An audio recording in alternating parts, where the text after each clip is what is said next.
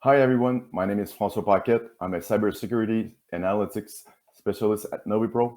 I'll be hosting this 45-minute session. Don't forget that we have a chat room on the right side, and for any question you will have during the presentation. As you know, the rapid explosion of organization adopting and managing a remote workforce, many IT and cybersecurity professionals are scrambling and rethinking and how to implement new security controls. Today's subject or how least privilege and zero confidence can reduce your attack surface. And to elaborate deeper on this important trend, we have with us Kathy McCroskey, Senior Director for Thycotic Software, that will share her thoughts. At Thycotics, Kathy is a PAM subject matter expert. She has a significant experience in cybersecurity industry for many years. Working at Thycotics for over 10 years, she has a successful and several influential position, including business development, marketing, and channel management development. Currently, she leads the e-learning and knowledge management team at Thycotic. Kathy and her team has used an effective combination of leading-edge e-learning solution that has revolutionized the employee onboarding process and helped Thycotic to grow at a very rapid rate. With all respect, Kathy, it's all yours. Thank you so much. Hello, everyone. Hi. So I'm very excited to join you, and I wanted to start with a quick agenda of what we're going to be covering today. I'm going to first start off talking a little bit about the attack surface and what we see in the market when we're talking to our customers and partners about securing different areas and aspects of privilege. I also want to talk a little bit about the recent merger with Thycotic and Centrify, the two sides of the PAM Coin, PASM and PEDM. If you're not familiar with these Gartner terms, we're going to get into that a little bit further and then conclude with more about who is Thycotic and Centrify. Now, I would hope that we can keep this a relaxed presentation. So as I'm going through the content, please do not be shy. If you have questions, I would love to hear from you and make sure that we answer all of your questions and use the best of our time today.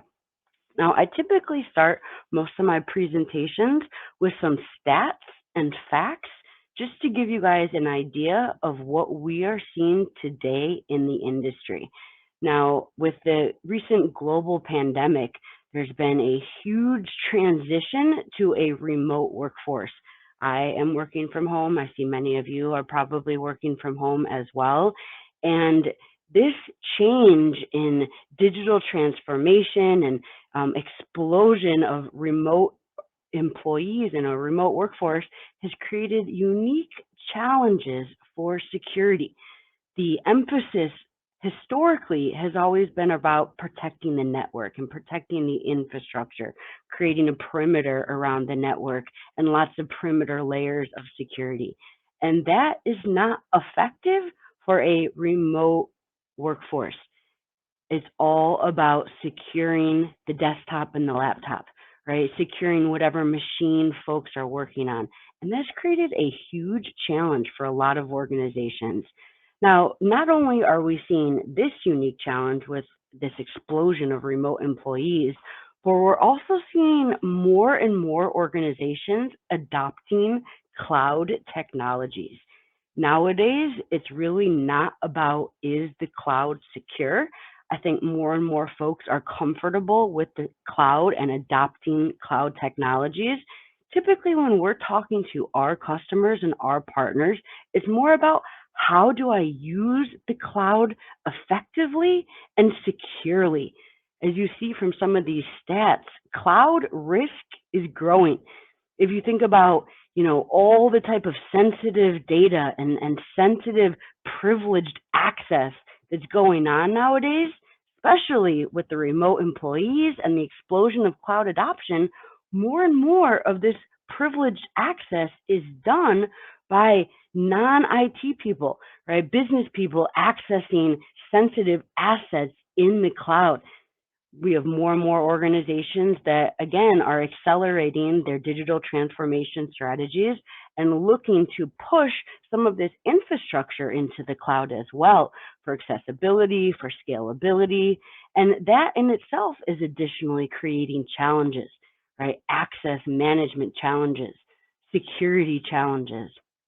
Now, if I'm using terms that you might not be familiar with, I want to make sure that we're talking the same language. So, privileged access. I'm a privileged access management subject matter expert, right? And I've been in this industry for 13 years, guys, okay? And I'm here to tell you, in tech, that's basically a lifetime commitment, okay? 13 years. And what I've seen over the years is the definition of privileged access management is changing. It's evolving, right? Historically, privileged access was all about access to the infrastructure, access to the server, access to, networking equipment like routers and switches and firewalls, local admin access, domain admin access. But again, with the current state of affairs, with the cloud adoption and the remote work from home workforce, more and more privileged access, again, is done in the cloud by non-IT people, right? By the business side of the house, by the marketing team, by the accounting team, by the billing teams, maybe by the sales teams, right?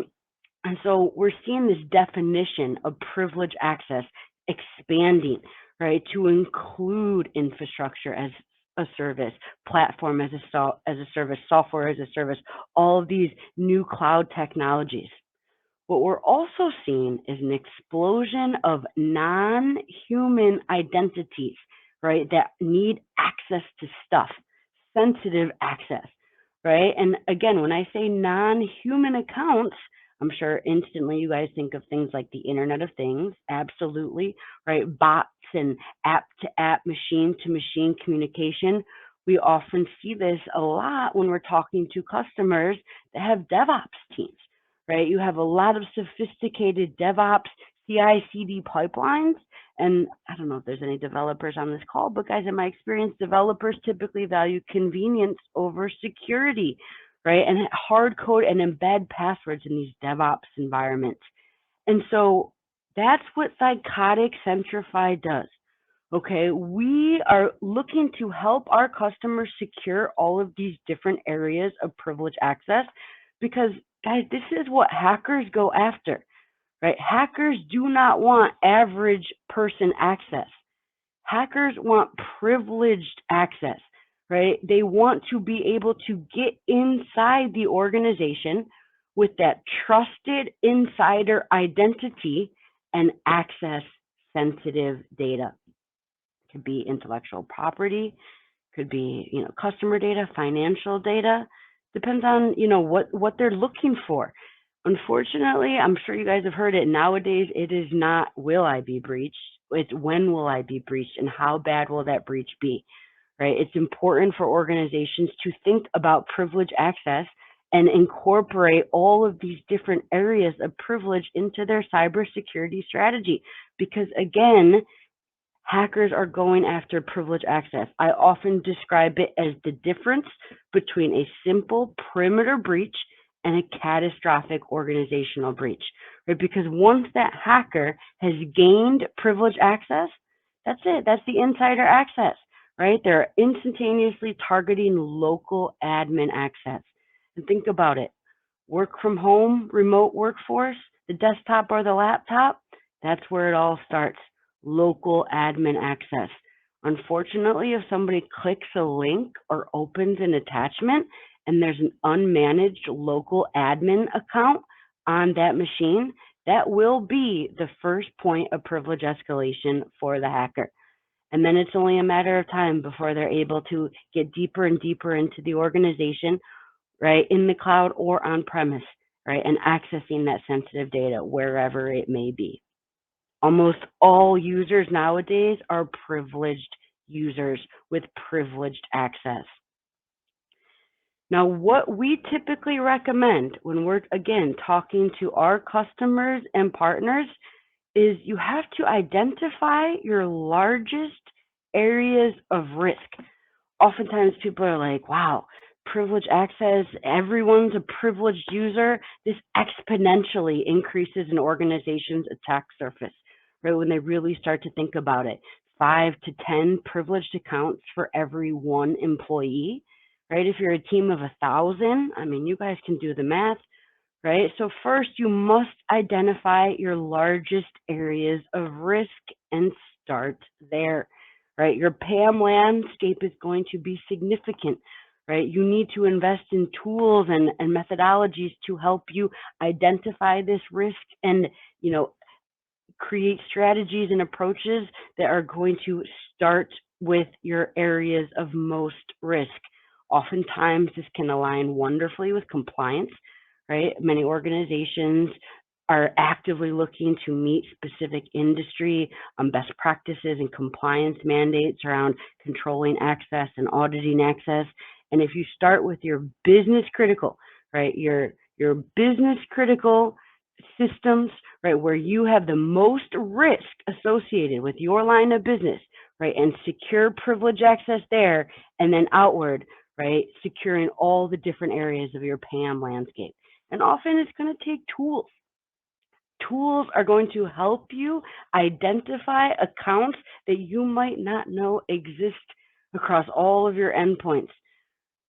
Now, what goes hand in hand with security is a least privilege approach. Now, again, this is important for security and compliance, right? Many organizations are mandated by compliance. You must implement a least privilege approach. And again, if you're not familiar with this term, right, let's start with the basics. Let's start with the definitions, right? This is a security-driven management philosophy where everything is given the minimum level of access rights needed to do their job. Now, I want to stress everything, okay? Because a few slides ago, when we were talking about what is privileged access and how do I define privileged access, it's not just humans you have to worry about, right? It's non-human accounts. It's machine-to-machine communication, app-to-app communication, right? And making sure, again, that everything has the minimum level of access rights needed, right, to do its job, whether it's a human or a non-human entity.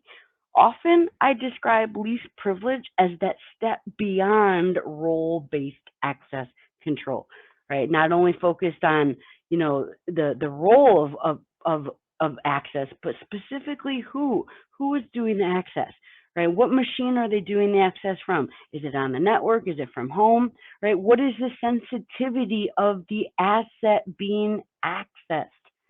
All of these different things must go into account.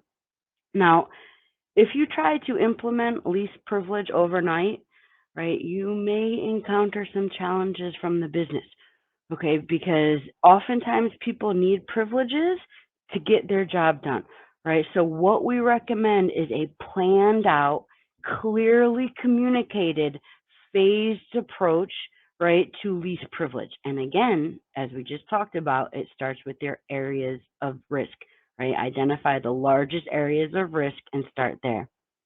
Now, least privilege goes hand in hand with zero trust. So if you guys are not familiar, again, zero trust is a security concept, right? Some people think of it as more of a process or a mindset. Okay, but the whole idea of zero trust is that there's no assumed trust, whether you're inside or outside the perimeter, whether you're on the network or you're working from home. Zero trust. Okay, always, always, always verify the identity, right? Authentication must happen before granting access to systems. And sometimes, right, depending on the sensitivity and the criticality of the asset that's being accessed, re-authentication, right, as you get deeper and deeper into the critical layers of the security, right? You must identify the user, right? Identify the device, identify the application. You have to identify the identity of everything, right? And make sure that you're using strong authentication, right? Zero trust to effectively implement a zero trust strategy, it requires continuous verification, right? Ongoing monitoring of access controls, right? So again, one layer of access, I verify. Another layer of access, I verify. Another layer of access, I verify. Some people can find this to be slightly inconvenient, Okay, and this is a very important consideration when you are implementing zero trust and least privilege, that balance of security and convenience. Okay, because people can, again, they see it as a barrier. They think, oh, I got to pull out my phone. I have to, re-authenticate. It's constantly asking me for a PIN code. People kind of see it as a challenge, as a pain, right? But again, it's all about the balance between security and convenience. If things are too secure, then your team, your people, your folks will also often circumvent your security to make it more convenient. And if things are too convenient, it's likely not secure, right? It's all about communication. It's all about finding that balance. And it's going to be different for every team, sometimes every organization, right? You really have to look at what it is that is being accessed and who is doing the access, right? Again, finding that balance, that blend, okay? Because security is only effective if it's usable, okay? This is very, very important, right? If your team cannot use the security tools and they're not effectively using the security policies that you put in place, then your security is not effective, okay? And this is very important. Now, let's see. I'm not sure if we have any questions, so I'm going to pause here and see if anyone has any questions. I don't see anything in the chat. Okay. So guys, let's talk a little bit about PASM versus PEDM. Two sides of the PAM coin, privilege access management, the PAM coin. Now, if you're not familiar with these terms, PASM and PEDM, that's okay. We really, thank goodness, we have Gartner to thank for these wonderful terms. Okay, and when you think about different areas and aspects of privilege access that you need to secure, right? There's two different ways to go about it. There's the PASM and there's the PEDM, right? And historically, right, Thycotic, right, has been a leader in the market in the PASM approach to securing privilege. Okay, and what I mean by that is the PASM, privilege account and session management strategy, is all about credential vaulting. It starts off with a secure vault, and that vault is the foundation of the privilege access management strategy, right? Where access is controlled and audited through the vault, right? Access for humans, non-human accounts, service accounts, applications, all the security, all the bells and whistles, all the security configurations, again, are centered around that vault, right? And many organizations adopt that. Now, what we have seen in the market, and this is really where the recent marriage between Thycotic and Centrify comes about, is the PEDM, okay, privilege elevation and delegation management is becoming more and more important, again, for additional layers of control on specific types of machines, like a server and a workstation. Okay, so once people gain access to the server, what level of privilege and delegation do they have on that server? I often describe it as, the layers of privilege. And the first layer of privilege, can I access the server? Okay. The second layer of privilege, what can I do on the server once I'm there? Okay, that's PEDM, right? And if you look at these different areas of expertise, PASM and PEDM, again, they reinforce that idea that we've been talking about, least privilege, right? Zero trust, making sure that as people are accessing different areas of the organization, different areas of the infrastructure, different assets within the organization, that there's different levels of security, right? If you are going to get onto a business critical server, like a domain controller, or maybe a machine that's within scope of compliance, there should be tighter controls, session monitoring, additional multi-factor authentication, right? Again, least privilege and zero trust. PASM and PEDM help organizations implement these concepts of zero trust and least privilege. Now, Thycotic Centrify recently merged to bring together these two areas of expertise. Thycotic on the PASM side and Centrify on the PEDM side. What we are helping our customers and partners do is secure all of these different aspects and areas of privilege, right? Whether it's cloud or on-premise, right? Whether it's human or non-human privileges, whether it's IT or business user privileges, right? All of these different aspects and areas of privilege are being addressed through Thycotic Centrify, right? Through our different product portfolio, the different solutions that we offer help our customers address all of these different areas and aspects of privilege. Now, we partner very closely with IBM, right? So even if you're thinking about, mainframes, right? IBM ZOS mainframes, or even the old AS400 machines, right? Whether it's, again, cloud or on-prem infrastructure, right? We can help our customers and our partners secure all of these different areas and aspects of privilege. I'd like to share with you our product portfolio and spend a little bit of time talking about our solutions and, again, some of the different areas of security that they address, different areas of privilege access management that they're helping our customers and partners secure. Now, if we kind of look at the different sides of the house, right, the PASM and the PEDM, the two sides of that privilege access management coin, notice, right, that Thycotic Centrify and our combined product portfolio have numerous products that address both of these different areas and aspects of privilege access management. Now, Thycotic, which is my background, that's the Secret Server. That's our flagship product. And its most basic level, you can think of it as a vault, right? A vault for securing privileged accounts, for securing privileged access, right? All identities, again, human and non-human, all access is brokered through the vault with tons of additional security controls, right? Workflow capabilities, session monitoring capabilities, multi-factor authentication integrations, SIM integrations, ticketing system integrations.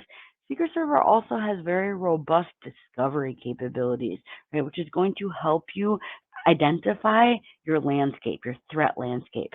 Right? Secret Server's Vault looks into an organization and discovers accounts, finds local admin accounts, finds domain admin accounts, finds accounts in AWS or Google Cloud, again, not only on-prem, also in the cloud, and pulls those accounts in for management.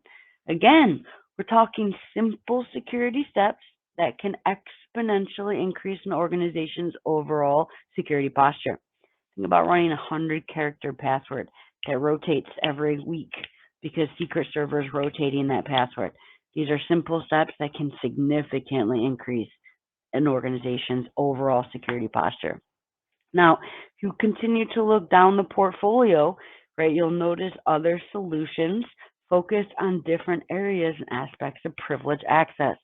Talked about those DevOps environment, that CI/CD pipeline, right? Account Lifecycle Manager helps organizations secure non-human privileged accounts like service accounts, lifecycle management for non-human accounts. Connection Manager and our platform, again, are about facilitating control and secured remote access. Okay, because again, in the days of these, digital transformation and work from home, it's all about securing remote access. Now, on the other side of the coin, right, the PEDM side, the privilege elevation and delegation management side, that's where you see the different side of our Thycotic Centrify portfolio focused on tighter controls for the server and the endpoint. Okay, so Server Suite and Cloud Suite provide additional controls around authentication and elevation for servers.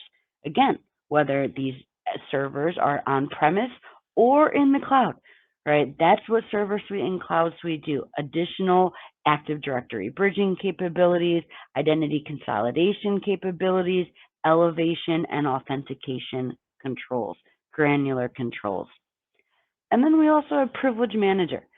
Okay, so Privilege Manager we've seen a lot of discussion and interest in this solution during the days of the pandemic because of all the work from home employees. The attack surface starts at the endpoint, right, with the desktop and the laptop, the person clicking the link or opening the attachment. And again, if there's an unmanaged local admin account, it's only a matter of time before that person elevates to local admin privileges and is one step closer to the sensitive data. And so that is where Privilege Manager starts, right? Locking down all aspects of local admin and also controlling application privileges. We have been hearing a lot about ransomware. I don't know if you happen to catch Thycotic Centrify's recent study.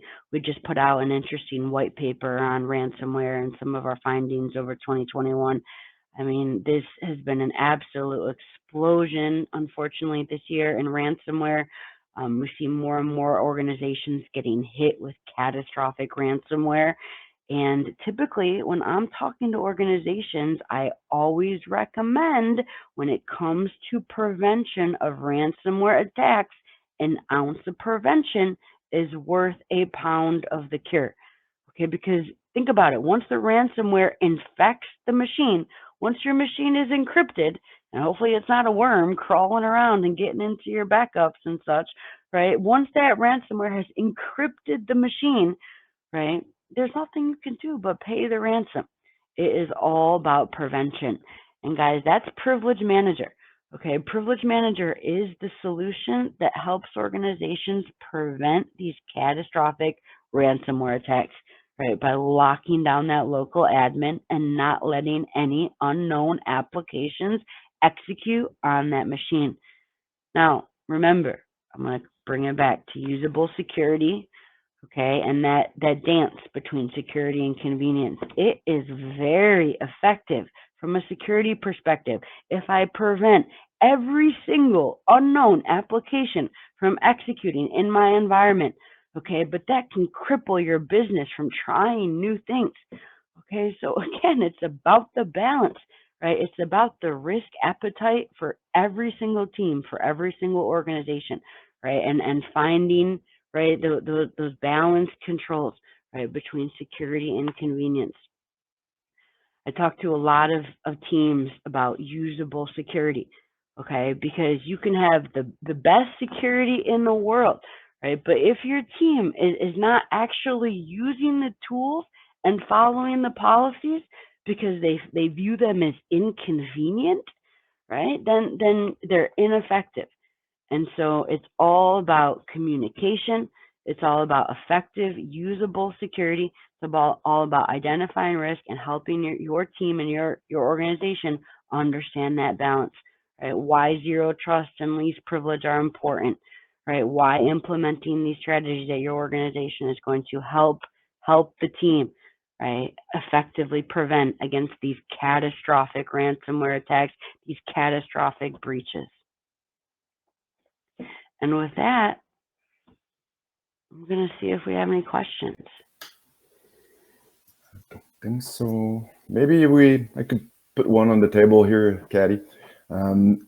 What is the big difference from some, let's say, Thycotic and merge since the merge? What is the difference that brings to the market right now versus maybe the competition that maybe does similar things? Can we compare? Or is it different? Absolutely. Yeah.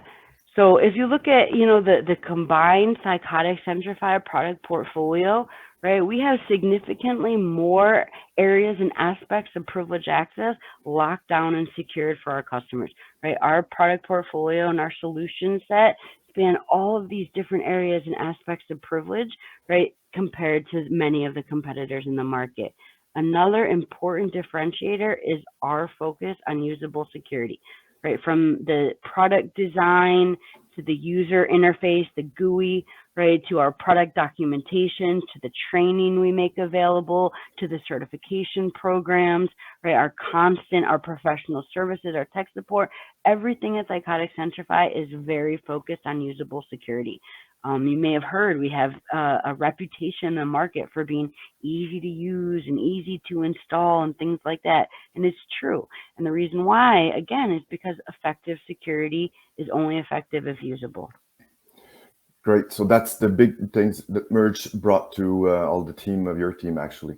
So that's good for the customer. I see that the onboarding is very important, as you mentioned. But how about communication? What's the challenge that you have maybe on your side with the communication to the organization when the customer bought the solution or buys the solution? What is the way that we communicate? How can we better communicate? Sure. I think, there are so many different areas and aspects of Thycotic Centrify communicating with our customers and partners. It's all about finding the type of communication that's right for you. Some people like to read the blog, right? We regularly update our blog. Other people want to get on the mailing list, right? And they want to hear about the latest white paper, or they want to hear about the latest free tool that Thycotic Centrify is coming out with. Other people prefer podcasts. Right. And so maybe they want to check out some of our podcasts that the Thycotic experts and our security team put out every single week. So I think, there's an overload of information, right? I think we all could agree nowadays there's an overload of information in all directions, right? So it's really about how do you want to stay connected with Thycotic Centrify, right? And make it personal to you. Great. Thank you very much, Kathy, for your time. I think that you shared a lot of information. It was very useful. I think it was useful for me anyway. So thank you for sharing your thoughts, and also hopefully to talk to you very soon, and invite people to come to the kiosk or the place to talk, to chat with us if you want anytime. So thank you very much again, Kathy. Thank you for having me, guys. Have a great day. Thank you. You as well. Thank you. Bye-bye.